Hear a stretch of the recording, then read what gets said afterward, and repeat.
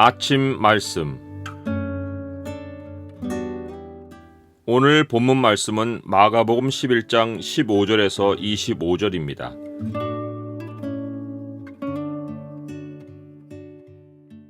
오늘 본문을 죄의 창으로 보면 하나님 백성이 어떻게 교회를 강도의 소굴로 만들 수 있는지가 보입니다. 죄의 창을 보여주는 구절은 11장 17절입니다. 이에 가르쳐 이르시되 기록된 바 내 집은 만민이 기도하는 집이라 칭함을 받으리라고 하지 아니하였느냐. 너희는 강도의 소굴을 만들었도다 하시매. 광야 시대 지어진 성막의 구조를 보면 내부가 성소와 성막들로 되어 있고 뜰 주위로 포장을 쳐서 성막 바깥과 내부가 구별되었습니다. 성소는 제사장만 출입했고 성막들에는 부정한 자가 아닌 이상 누구든지 예물을 가지고 와서 드릴 수 있었습니다. 예수님 당시 헤롯 성전의 구조는 하나님이 지시하신 성전 구조와 달랐습니다. 성소는 같았지만 성막들은 유대인 남자들의 뜰, 여인들의 뜰, 이방인들의 뜰로 나누었고 이방인의 뜰은 가장 바깥쪽에 있었습니다. 하나님은 이렇게 하라고 지시한 적이 없습니다. 솔로몬 성전과 그것을 재건한 스룹바벨의 성전은 무너졌고 예수님 당시 헤롯 성전은 솔로몬 성전보다 2배 규모로 키워 지은 것이었습니다. 솔로몬은 이방인이 하나님의 성전에서 기도하는 것을 유대인의 경우와 동일한 조건으로 열어놓았기에 솔로몬 성전은 광야 성막 구조를 가졌을 것이 분명합니다. 하지만 헤롯 성전에 이방인의 뜰이 구별되어 제일 끝에 놓인 것은 당시 바리새인과 같은 율법주의자들의 영향 때문이었습니다. 율법주의자들은 율법이 이방인의 기도를 허용하고 있으니 이방인이 성전으로 나오는 것은 용납했지만 그들을 개와 같이 취급했기에 성전 바깥 뜰만 밟게 한 것입니다. 더 기막힌 것은 유대 지도자들이 이방인의 뜰을 성전 물품을 사고 파는 매매 장소로 사용한 것입니다. 예배자들이 멀리서 예루살렘 성지로 여행하려면 산 동물을 끌고 오기가 힘들었기에 성전에서는 소와 양과 비둘기 예물을 준비해놓고 판매했습니다. 성전에 오면 성전세를 드려야 했는데 로마 동전에는 황제의 상이 새겨 있어서 우상이라고 여겼기에 성전에서는 성전에서 제작된 동전으로 환전해야 했고 성전 관계자들은 환차익을 챙겼습니다. 자기들은 버젓이 성전 안에 로마 돈을 챙겨 보관하고 모양으로만 거룩한 제도를 운영하고 있었습니다. 그들은 장사꾼들이 감람산을 통해 성읍으로 물건을 가지고 들어오려면 성전을 우회해야 했기에 성전 매매 효율성을 위해 이방인의 뜰 좌우 문을 개방해서 지름길을 만들어 상인들로 직통하게 해주었습니다.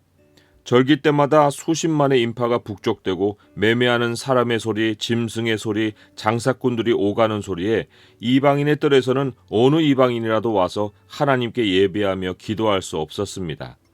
주님은 예루살렘 성전에 들어가서 매매하는 자들을 내쫓고 돈 바꾸는 자들의 상을 둘러 엎으셨습니다. 아무나 물건을 가지고 성전 안으로 지나다님을 허락하지 않으셨습니다. 이것은 매매 행위 자체에 대한 진노가 아니었습니다. 유대 지도자들이 매매 행위를 벌임으로써 여러 나라에서 여호와를 경외하기 위해 찾아오는 만국의 이방인들에게서 기도의 권리를 빼앗았기 때문입니다. 주님이 성경을 인용하시며 내 집은 만민이 기도하는 집이라 칭함을 받으리라고 하지 아니하였느냐. 너희는 강도의 소굴을 만들었도다 하셨을 때 성전 지도자들의 강도질은 매매 이익을 착복한 것만 아니라 근본적으로는 이방인에게서 기도할 권리를 빼앗은 것입니다. 이방인이 성전을 찾는 것은 자발적으로 할 수 없는 일이었습니다. 그들이 자기들이 믿는 신을 놔두고 무슨 이유로 여호와 하나님을 찾겠습니까? 고대에는 신이 민족과 결부되어서 여호와 하나님은 이스라엘의 하나님으로 여겨졌고 세월이 지나면서 유대인이 선민의식으로 이방인을 개 취급했기에 이방인이 여호와를 찾기란 불가능했습니다. 그런 장애물에도 불구하고 이방인이 여호와를 찾아 나온 것은 하나님이 그들을 성전으로 인도하셨기 때문입니다. 이것은 이사야 선지자를 통해 예언한 바였습니다.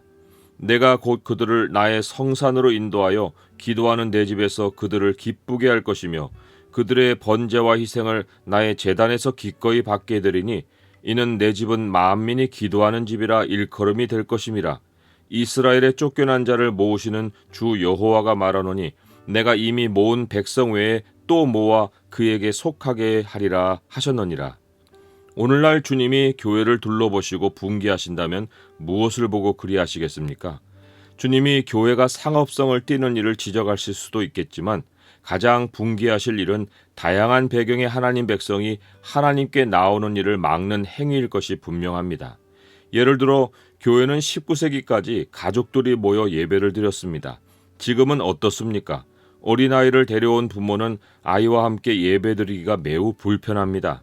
사람들이 아이들이 내는 작은 소리에도 눈총을 주어 부모는 아이를 데리고 장년이 드리는 예배당 안으로 발디딜 엄두를 못 냅니다. 왜 아이들은 자기 부서로 내려가야 합니까? 왜 구획을 나누어 놓았습니까? 아이들의 눈높이에 맞는 예배와 장년이 예배에 집중하기 위한 편리성 때문입니까? 광야 성막도 솔로몬 성전도 그리고 거의 2000년 동안 교회도 그러지 않았는데 지금은 왜 교회에 구획이 나뉘어 있어 장년들, 청년들, 아이들 뜰이어야 합니까? 아이들이 부모와 함께 예배를 드릴 권리와 기회를 교회가 빼앗은 것이면 만민이 기도하는 집을 강도의 소굴로 바꾼 것은 아닙니까? 주님은 예루살렘 성전으로 들어가시기 전 시장하셔서 무화과 나무에서 열매를 찾다가 그러지 못하여 나무를 저주하셨습니다. 그리고는 위와 같이 성전에서 진노하시고 성전에서 나오셨을 때 베드로는 무화과 나무가 뿌리째 마른 것을 보았습니다. 이 무화과 나무는 이스라엘을 상징했습니다. 주님 안에 있지 않은 모든 것은 반드시 말라버립니다. 예루살렘 성전이 그때는 멀쩡했지만 강도의 소굴이란 주님의 평가 후에 돌 위에 돌 하나도 남지 않고 무너졌습니다. 주님은 무화과 나무가 마른 것을 앞에 두시고 제자들에게 기도의 교훈을 가르치셨습니다. 누구든지 이 산더러 들리어 바다에 던져지라 하며 그 말하는 것이 이루어질 줄 믿고 마음에 의심하지 아니하면 그대로 되리라. 산더러 들리어 바다에 던져지라는 것은 히브리 관용어로 하나님이 아니시고는 사람으로선 할 수 없는 일을 표현하는 말입니다. 그래서 누군가가 이 산더러 들리어 바다에 던져지라고 말하는 것은 자기 소원을 말하는 것이 아니라 오직 하나님만 하실 수 있는 일, 곧 하나님의 뜻을 선포하는 것입니다. 그렇게 하나님의 뜻을 선포했으면 받은 줄로 믿으면 됩니다. 그러면 그대로 됩니다. 주님은 주님의 뜻이 절대 성취되는 증거를 무화과 나무를 통해 보이셨고 그 무화과 나무는 앞으로 성전도 말씀대로 마를 것을 증거했습니다. 하나님 말씀이 성취된다는 것은 이토록 무섭게 진실입니다. 사람의 생각에 안 일어날 것 같고 사람의 힘으로는 절대 일어날 수 없을 것 같은 일이 다른 어떤 이유에서가 아니라 하나님 말씀이 그렇게 될 것이라고 하셨기에 일어납니다. 사람이 내 안에 거하지 아니하면 가지처럼 밖에 버려져 마르나니 사람들이 그것을 모아다가 불에 던져 사르느니라고 하셨는데 이 말씀은 무화과 나무에게 진실이었고 성전의 진실이었으며 우리에게도 진실입니다. 우리의 기도는 우리의 모든 상황을 향해 하나님의 말씀을 선포하는 시간이어야 합니다. 이런 기도를 드린 후에는 믿고 마음에 의심하지 않으면 됩니다. 하지만 한 가지 경고가 있습니다. 형제를 용서하지 않고 기도하면 하나님의 뜻을 기도해도 아무 효력이 없습니다. 성경 66권의 말씀을 기도 가운데 모두 선포해도 응답이 없습니다. 그래서 기도의 두 생명력은 기도 중에 하나님의 말씀을 선포하는 것과 일상에서 형제를 용서하고 기도로 축복하는 것입니다. 우리는 특정 집단의 편리를 위해 만민을 향한 교회의 영적 기능을 마비시켜 놓은 것은 없는지 철저히 돌아보아야 합니다. 수십 년간 해온 일이어도 말씀이 말하고 있지 않은 것은 하지 말아야 합니다. 또한 말씀이 그렇다고 하신 것은 절대 신뢰를 두고 그것이 말씀대로 이루어지기를 주님께 기도해야 합니다. 교회는 언제나 만민의 예배하는 집이어야 하고 만민이 말씀으로 기도하는 집이어야 합니다. 사람이 교회의 주인이 아니라 주님이 교회의 주인이십니다. 우리의 소원을 아뢰는 곳이 교회가 아니라 주님의 뜻이 이루어지기를 기도하는 것이 교회입니다.